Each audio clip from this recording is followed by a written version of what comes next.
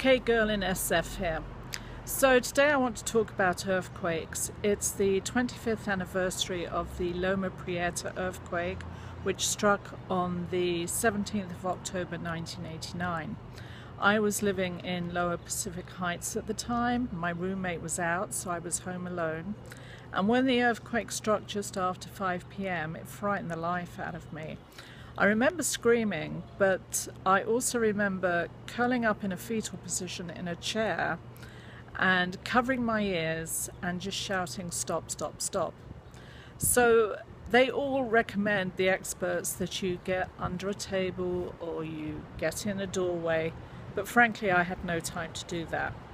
So it's a very frightening thing, earthquakes. The ground shakes obviously, but there's a noise that accompanies it, and it's like a creaking and a cracking, and it reminds me of a giant coming awake, and his bones are creaking and cracking, and he's sighing, and it's like a whooshing noise, like a train, I guess.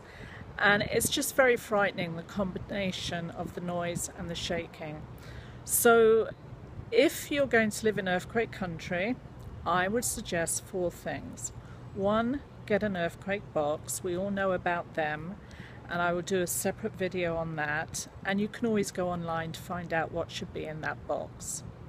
Secondly, sign up for the San Francisco Fire Department NERT program. It's not mandatory, but I think it should be, but it stands for Neighborhood Emergency Response Team, and that is in the event of an earthquake, because the emergency services are not going to be able to get to everybody, even in extreme cases. So they want you to be able to survive for 72 hours. And it's a really good course. It's free, I think I said that, and I signed up for one and then I did a refresher. The third thing I would suggest is pick a meeting place for you and your loved ones to go to in the event of an earthquake, especially if it happens during the day, because you're going to be scattered. Some of you will be out shopping, some will be at work, some will be at school. So you need a meeting place to make sure that you're all safe and sound, and give yourself between 3 and 5 hours to get there. And the reason I say this is because public transport is going to stop, the traffic lights are going to be out, gridlock is going to ensue, and you might have to end up walking to the location that you pick. And make sure it's outdoors if possible, away from buildings where there's falling masonry, away from glass. You get the picture. And the fourth thing I would do, especially if you're living or you're from another country, is organize a telephone tree. So you have one central person that you call in either England or wherever you're from, let them know that you're okay, and then ask them to call the next number and then the next number and so on. And you would organize all this before you come and live in San Francisco. And it's basically to let your loved ones know that you are okay, or whatever the situation is.